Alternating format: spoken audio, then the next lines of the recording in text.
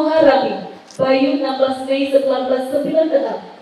Rina Muharami sudah meninggal dunia karena sakit pada tanggal 5 Februari 2019. Ijazah diterima oleh Ayahanda, bertemu rektor menjelaskan.